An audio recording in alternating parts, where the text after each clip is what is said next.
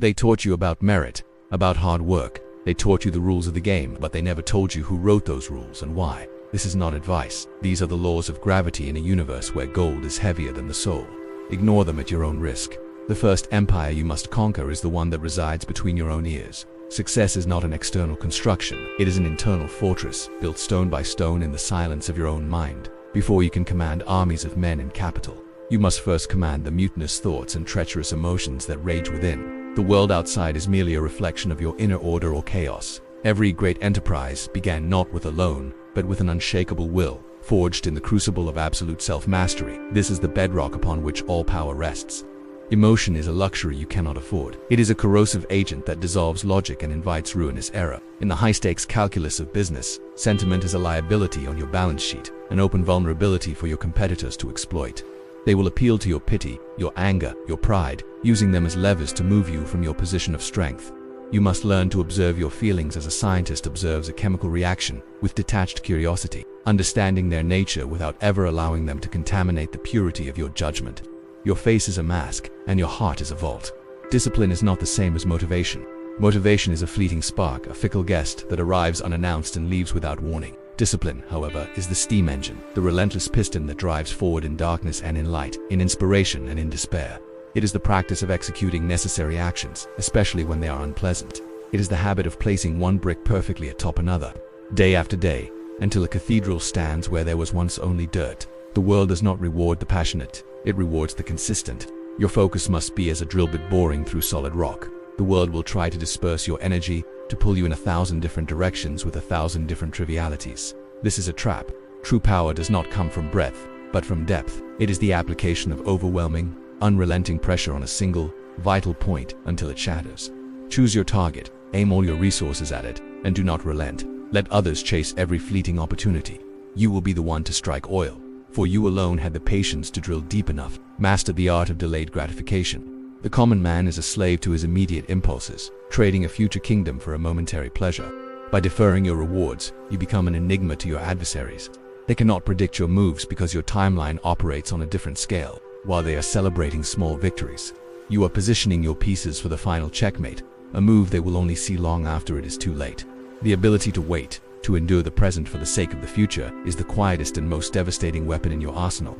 Before you control a market, you must first dominate the chaos within yourself. The man who is master of his own desires, his own temper and his own fears, is a man who cannot be manipulated. He moves through the world not as a leaf blown by the wind, but as a tectonic plate, slow, deliberate, and unstoppable. Your external empire will never grow larger than your internal foundation can support. Therefore, build your character first. The castles of commerce and influence will follow as a matter of course. Your internal order will project itself outward as external power. In a world drowning in noise, silence is the rarest and most valuable of commodities. It is both a shield and a weapon. The man who speaks little is a fortress, his intentions and knowledge securely hidden within its walls. The man who talks incessantly is a city with no gates, his weaknesses and strategies laid bare for any passing army to observe. Learn to be comfortable in the quiet. It is in the spaces between words that true intentions are revealed, and it is from a position of silence that you can launch your most effective and unexpected maneuvers. Every word you utter is a piece of your puzzle given freely to your opponent. Do not arm them against you. Train yourself to speak with immense precision and economy, saying no more than what is absolutely necessary to achieve your objective. Let others fill the silence with their own anxieties, their own vanities, their own plans. They will, without fail, reveal more than they intend. You are not there to be understood or liked. You are there to gather intelligence. Your silence invites their confession, and their confession becomes your advantage. Listening is not a passive act of receiving sound, it is an active act of espionage. Train your ears to hear what is not being said. Listen for the hesitation in a confident voice, the subtle shift in tone, the topics that are meticulously avoided. These are the telltale signs of hidden truths and concealed vulnerabilities. A great man can learn more from a 5-minute conversation by listening than a fool can learn from a lifetime of talking. The world is constantly broadcasting its secrets. Your only job is to tune to the correct frequency. The fundamental principle of all negotiation and all conflict is information asymmetry. You must always endeavor to know more about your counterpart than they know about you. This imbalance is the fulcrum upon which you will leverage victory. Devote immense resources to gathering data, to understanding the motivations, debts, and desires of those you deal with. Knowledge is not just power, it is the currency with which power is bought. He who has the more accurate map of the terrain will always win the war, regardless of the size of his army. Use mystery as a cloak. Do not be quick to define yourself or your ambitions. Let others project their own fears and assumptions onto the canvas of your silence. Their imagination will often create a more formidable and fearsome reputation for you than any action you could ever take. A known quantity can be planned for and counted. An unknown variable introduces uncertainty and fear into the equation of your enemies. By being deliberately vague, you force them to waste resources preparing for threats that may only exist in their own minds. Treat information as you do your capital. Accumulate it quietly, guard it jealously, and invest it only when the return on investment is overwhelmingly in your favor. Never give it away for free. Every fact, every insight, is an asset to be deployed with strategic intent. The secrets you keep are worth infinitely more than the opinions you share. In the grand ledger of power, the silent accumulation of knowledge is the surest path to building an unassailable fortune, both in wealth and in influence. Men do not respond to reality. They respond to their perception of reality. This is the great secret of power. Therefore, your most important work is not the making of products, but the crafting of perception. You are not a businessman. You are an architect of belief. Your reputation, your public persona, your very legend, these are not accidental byproducts of your success. They are meticulously constructed tools designed to achieve specific outcomes. Your reality is what you can make others believe it is. Public generosity is the most effective form of private leverage. $1 given away under the bright lights of philanthropy buys $10 worth of public trust and political insulation. It is a shield that deflects scrutiny and a key that unlocks doors that would otherwise remain bolted. Let them see your contributions to churches, universities, and hospitals. This performance of virtue provides the moral camouflage necessary to conduct your more pragmatic business affairs in the shadows. Charity is not an expense, it is the ultimate investment in your own immunity. You must simultaneously cultivate two reputations. To the public, you must be a pillar of the community, a man of faith and sober habits. But to your competitors, you must be a force of nature, inevitable, methodical, and utterly implacable. The fear of what you are capable of doing is often enough to make the action itself unnecessary. Let your rivals lie awake at night, not hating you, but dreading you. This psychological dominance will win you battles before they are ever fought. There will be a vast chasm between your public image and your private operations. This is not hypocrisy, it is strategy. The principles that govern a family or a church are not the principles that build an industrial empire. One world operates on grace, the other on gravity. You must learn to move between these two worlds seamlessly, never confusing the rules of one for the other. The public requires fables of righteousness. The boardroom demands cold, hard calculations. Master both, and you will be untouchable. Welcome the attacks of your enemies. Do not see them as a threat, but as an opportunity. Every stone they throw at you is a brick you can use to build your own monument. When they call you a monster, they are inadvertently advertising your power. When they accuse you of being ruthless, they are warning others not to cross you. Handle these attacks with quiet dignity and unshakable resolve, and you will transform their venom into a testament to your own resilience and strength. Their hatred will only serve to polish your legend. You are the sculptor, and your reputation is the marble. Every action you take, every word you speak, every dollar you donate is a strike of the chisel, shaping the form that the world will see. Be deliberate, be patient, carve a figure of such strength and seeming virtue that it commands respect and awe. This sculpture, your public self, will enter rooms before you do, negotiating deals and intimidating foes while you remain in quiet contemplation. It is your single greatest creation. A single man is a lever without a fulcrum. He can exert only his own limited force. True world-altering power comes not from your own efforts, but from your ability to find and utilize points of leverage everywhere. The art of business is the art of allying your small strength with a great force, be it capital, technology, or human talent to move the world. Stop thinking about what you can do. Start thinking about what you can control. The richest man is not the one who works the hardest, but the one who masters the principles of leverage. Learn to use other people's money. This is the first and most crucial form of leverage. The poor man saves his own pennies. The rich man borrows $1,000 to make 10,000. Debt, which is a terrifying burden to the wage earner, is a powerful tool for the capitalist. It allows you to multiply your reach, accelerate your growth, and build an empire with resources far beyond your own. Risking your own capital is amateurish. Risking the capital of others to build your own assets is the mark of a master. Even more valuable than other people's money is other people's time and other people's talent. Your goal is not to be the most intelligent or skilled person in your organization. Your goal is to hire them. Surround yourself with minds greater than your own, and then direct their collective brilliance toward your singular vision. Your job is not to perform the labor, but to build a system that efficiently coordinates the labor of others. A single lifetime is too short. You must learn to command 100 lifetimes at once. Do not build a business, build a machine. A business relies on you, the individual. A machine is a system of interlocking parts and processes that functions with or without your direct intervention. It continues to generate wealth while you sleep, while you vacation, while you are ill. Focus your energy on designing, refining, and scaling this system. The product it creates is secondary. The system itself is the true asset, the true source of enduring power and freedom. Understand the intelligent application of risk. The masses avoid risk at all costs, seeking the false comfort of security. You must learn to embrace it, to measure it, and to use it as a tool. Every great fortune is built upon a foundation of calculated risk. The key is to never take a risk where the potential downside is ruin, but to consistently take risks where the potential upside is exponential. You are not a gambler betting on a single roll of the dice. You are the casino, ensuring the odds are always tilted in your favor over the long term. Cease thinking like a craftsman who takes pride in his own handiwork. Begin thinking like an architect who designs the entire cathedral. Your value is not measured by the hours you work or the tasks you complete. It is measured by the effectiveness of the systems you create and the scale of the resources you can leverage. Your ultimate goal is to remove yourself from the operational equation entirely, becoming the unseen mind that directs the vast, self-perpetuating machine you have built. The masses flee from chaos. They seek stability, predictability, and peace. This is why they remain the masses. The builder of empires runs toward the fire, for he knows that it is in the heat of crisis that fortunes are forged and competitors are melted down. Do not pray for calm seas. Pray for a superior ship and the skill to navigate the storm. It is during the gale-force winds of panic and uncertainty that the greatest transfers of wealth in history occur. The time to buy is when there is blood in the streets. When others are consumed by panic, when headlines scream of collapse, that is your signal to act with cold, decisive clarity. Assets of immense value are sold for a fraction of their worth by fearful men. The true price of an asset is not its current market value, but its long-term potential for generating income. Master the emotional discipline to be greedy when others are fearful, and you will acquire the foundational assets of an empire for pennies on the dollar. Structure your affairs to be antifragile. A fragile system breaks under stress. A robust system endures stress, but an antifragile system grows stronger from it. Every market crash, every recession, every panic should not be an event to be survived, but an opportunity to be exploited. A crisis should serve as a cleansing fire that eliminates your weaker, less prepared competitors, allowing you to absorb their market share and emerge more dominant than before. Design your enterprise to feed on volatility. In times of prosperity, you must prepare for winter.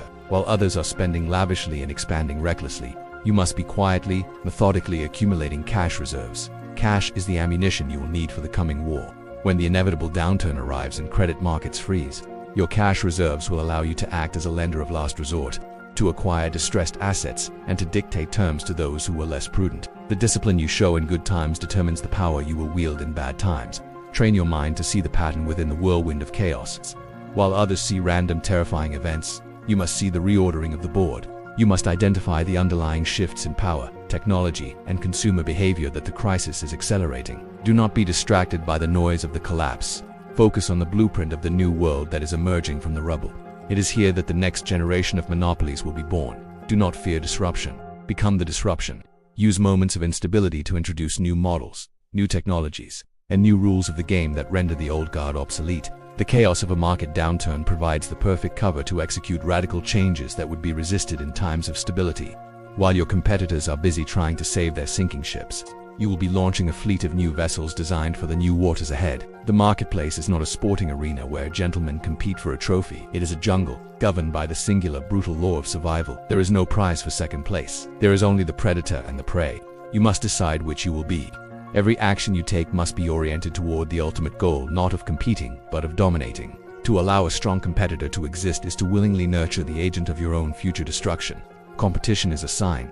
Your objective must never be to simply beat the competition. It must be to eliminate it entirely. The ideal state of business is monopoly.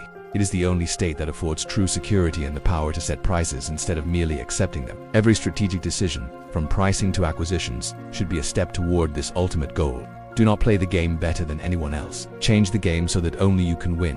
Why expend resources fighting a rival when you can simply acquire them? If a competitor has a technology you lack, a market you desire, or a talent you need, the most efficient path is often absorption. Turn your enemies into employees.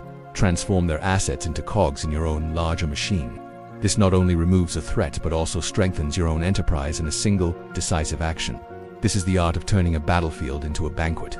Alliances and partnerships are instruments of temporary convenience, not bonds of eternal friendship. Enter into them with a clear understanding of your objectives and an even clearer plan for your exit. Cooperate only so long as it serves your ultimate purpose. The moment the partnership ceases to be the most advantageous path forward, you must be prepared to dissolve it without sentiment or hesitation. Loyalty is a virtue in a family. In business, it is a calculation. Conduct your negotiations with the utmost courtesy and professionalism, as a surgeon handles a scalpel. Be polite, be reasonable, but always ensure that your opponent is keenly aware of your capacity for total, annihilating warfare should the negotiations fail. The most effective diplomacy is backed by overwhelming force. Your willingness to make peace must always be shadowed by the credible threat of your willingness to go to war.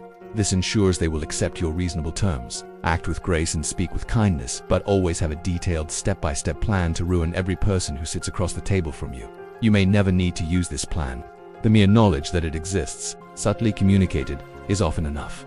Power does not shout, it whispers, and the most terrifying whisper is the one that suggests a deep, hidden, and thorough preparation for any eventuality, including the complete and utter dismantling of your adversary. Intuition is for amateurs. Hopes, hunches, and gut feelings are the siren songs that lure ships to their doom upon the rocks of bankruptcy. A professional operates on a single, unwavering principle: in God we trust, all others must bring data. The universe of commerce is not governed by magic, but by mathematics. Every business is a system of inputs and outputs, and your job is to reduce it to a series of cold, hard, and immutable numbers on a ledger. You must develop an almost religious devotion to the details. God and the devil reside in the minutiae of your account books. A great enterprise is not felled by a single, catastrophic blow, but by 1,000 tiny, unexamined leaks. Scrutinize every expense, question every assumption, understand every line item. The man who has mastered the granular details of his operation is the man who can never be truly surprised or deceived. The mastery of the small is the foundation for the control of the large. If it moves, measure it. If it cannot be measured, it cannot be improved. You must transform every aspect of your enterprise into a quantifiable metric. From the efficiency of a single worker to the loyalty of a customer, everything can and must be distilled into a number. This removes subjectivity, emotion, and opinion from your decision-making process. It replaces arguments with data and allows you to manage your empire with the detached precision of an engineer. Trust the ledger, not your heart. Numbers do not lie. They do not have egos. They do not have bad days. They present the unvarnished truth of your situation, whether you like it or not. Make the daily review of your key metrics a sacred ritual. The numbers will tell you where you are weak, where you are strong, and where the next opportunity lies. They are your most honest and reliable advisors. To ignore them is to choose to be blind. Use metrics as a tool for managing people. They are the most effective way to impose accountability and drive performance without appearing to be a tyrant. A man cannot argue with a number. By setting clear, measurable goals and tracking progress relentlessly, you create a culture of performance. The reporting system itself becomes the manager, silently enforcing discipline and rewarding efficiency, leaving you free to focus on grander strategy. Treat your life and your business as a divine accounting exercise. At the end of each day, each week, each year, you must ask yourself a simple question. Do the numbers add up in my favor? Are my assets growing and my liabilities shrinking? Is my power consolidating or dissipating? In the final analysis, sentiment fades. Reputations can be rebuilt, but the numbers on the final balance sheet are the ultimate, unforgiving verdict on your success or failure. Any fool with a bit of luck can make money. It takes a genius to keep it. The true game is not about becoming wealthy. It is about remaining wealthy, generation after generation. This requires a fundamental shift in thinking, from short-term profit to permanent structure. You are not building a business to be sold. You are forging the foundations of a dynasty that will bear your name for centuries. Every decision must be weighed against the scale of eternity. Never, under any circumstances, cede ownership of your core assets. You may license, you may franchise, you may enter into joint ventures, but you must always retain ultimate control of the wellspring of your wealth. Ownership is the throne of power. To give it up is to abdicate. Let others manage the day-to-day operations, but the deed, the title, the controlling shares, these must remain within your grasp, and then the grasp of your heirs, in perpetuity. Your single most important job is to make yourself obsolete. An empire that relies on a single man is destined to crumble upon his death. You must relentlessly build systems, codify processes, and train successors who can operate the machine without you. Your genius must be transferred from your mind into the very DNA of the organization. The ultimate test of your success is not how well the enterprise runs with you at the helm, but how smoothly it continues to run after you are gone. Wealth must be protected not only from external enemies, but from the follies of your own descendants. You must use the most sophisticated legal instruments available, trusts, foundations, and holding companies to create a fortress around your family's fortune. This structure must be designed to shield the assets from taxes, from creditors, from lawsuits, and, most importantly, from incompetent or spendthrift heirs. The capital must be preserved as a sacred trust for future generations. Begin to make decisions on a 100-year timeline. How will this action affect your great-grandchildren? This perspective radically alters your approach to risk, investment, and strategy. You will stop chasing fleeting trends and start acquiring timeless assets, land, natural resources, and businesses that provide fundamental human needs. You will build for the ages, not for the next quarterly report. This long-term view is a strategic advantage that almost no one else possesses. Do not build something to be sold. Build something to last forever. Your name should not merely be a historical footnote. It should be an active force in the world long after your body has turned to dust. Your legacy is not the money you leave behind, but the enduring institutions you create and the perpetual motion machine of capital you set in motion. You are not just a man. You are the first link in a golden chain. After you have conquered the world of commerce, you will face a final tribunal, an audience of one, yourself, and perhaps your God. You must find a way to justify the means you have used to achieve your ends. The most powerful justification is to believe, truly and deeply, that your ability to accumulate wealth is a gift from Providence. Your success is not a product of greed, but a sign of divine favor, a mandate to impose order and build a better world. The money itself is morally neutral. It is a tool, like a hammer. Its virtue or vice is determined by the hand that wields it. The final act of your life must be to sanctify your fortune by using it to build great works that will outlast you. Universities to shape young minds, hospitals to heal the sick, churches to save souls. The scale of your philanthropy must be so grand as to silence any questions about the methods used to acquire your wealth. The end must, and will, justify the means. You must master the art of mental compartmentalization. You must be able to be a ruthless predator in the boardroom from Monday to Friday, and a devout, charitable pillar of your community on Sunday. These two identities must not be allowed to conflict. They are separate roles you play on different stages. This psychological discipline is essential to wield immense power without being consumed by guilt or doubt. It allows you to operate by one set of rules in the jungle of commerce and another in the garden of society. Frame your relentless ambition not as a selfish desire for riches, but as the acceptance of a great and heavy burden. You are not seeking power for your own sake, but because you have the vision, the discipline, and the strength to wield it for the betterment of mankind. You are bringing order to chaos, efficiency to waste, and progress to stagnation. This narrative transforms your ruthless pursuit of monopoly into a noble crusade, both in the eyes of the public and, most importantly, in your own. In the final accounting, history is written by the victors. The moral judgments of lesser men will fade like whispers in the wind. What will remain are the institutions you built, the industries you forged, and the name you made eternal. Ensure that you are the one holding the pen. Then build monuments of such breathtaking scale and enduring benefit that future generations will have no choice but to look upon your work and call it good. These are the unwritten laws that govern the world. They have been passed to me, and now I pass them to you. Most will hear them and call them cruel, unethical, and they will remain pieces on another man's chessboard. A very few will understand. They will see not cruelty, but structure, not ruthlessness, but reality. The knowledge has been shared. What you do with it now is an entry in your own private ledger. Subscribe, not for more entertainment, but to continue deciphering the code of power. The game is waiting for you.